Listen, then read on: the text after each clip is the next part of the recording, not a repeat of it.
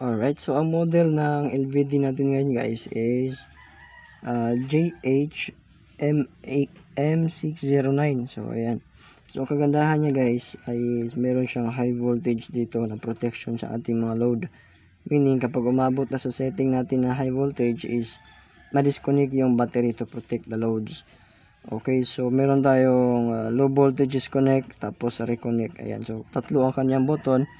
Di tulad sa ating isa na LVD na ito is dalawa lang. Low voltage disconnect, tapos delay, tapos setting sa reconnect. Okay. So for example guys, itong na side na to is voltage in na to. May label naman sa likod. Ayan, in. So tapos ito is out. So sa in mula sa battery, tapos itong out mula patungo sa load. So i-try natin guys. I-setting muna natin pala. Dito sa may pangalan naman diyan, HV. So high voltage. Setting mo lang siya, long press, tapos 13.8 yung nakaset ko. Yan, so ibig sabihin kapag yung current ng voltage ng ating battery aabot ng 13.8, so ma-disconnect na yung ating load. Okay, so pwede mo naman yung i-adjust depende sa battery mo. For example, naka lithium iron ka, so pwede mo na i-set sa 14. Yan. Okay, so tawag nito, next is itong plus button na to, yung press mo lang, tapos ayan, disconnect yan. So ilang voltage ang i-set mo na ma-disconnect na yung load para hindi ma-over discharge yung battery. For example, yung aking setting is 12, so majority is 12 lang yan, is kasi yung 12 volts ba na battery is nasa ano na lang yan, mga 40%. Okay, so setting natin ito sa 12. Ayan.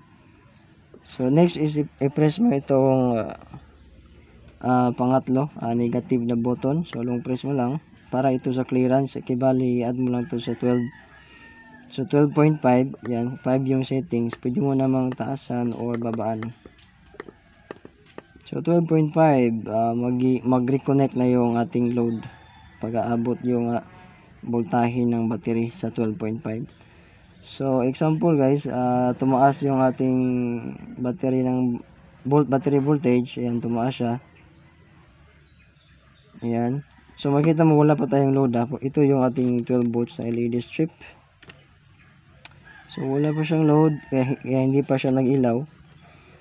So yung setting natin is 12.5, mag-reconnect na ang ating battery. Okay, so taasan natin ang voltage kasi naka-charge na ang ating battery. Ayun, 12.5, umilaw na siya. Okay, so pag abot naman niya ng 13 ano ba yun? 14 ba yung setting natin? Check. 14 nga. So babaan lang natin guys kasi hindi nakapag-adjust yung ating module. Yan, 13.8 lang for example. So tumaas pa yung voltahe guys kasi maliit lang yung load, tapos mataas ang charging. So tumaas ang voltahe. Yan, 13.3,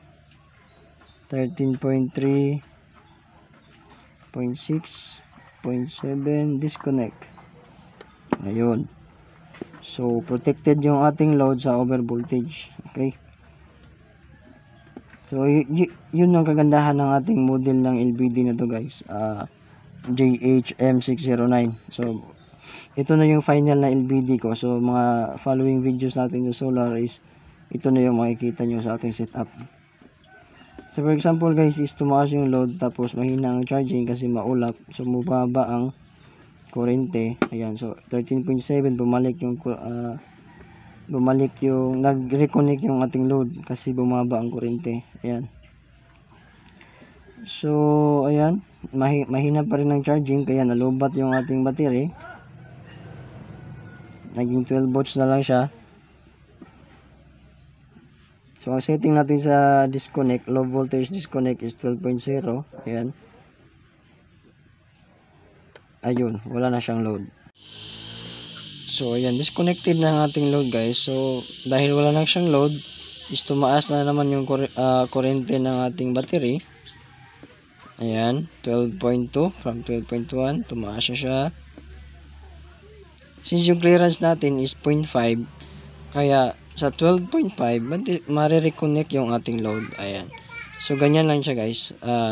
Ganyan lang pag-setting ng ating LVD. Kasi 12 volts na ang ating battery.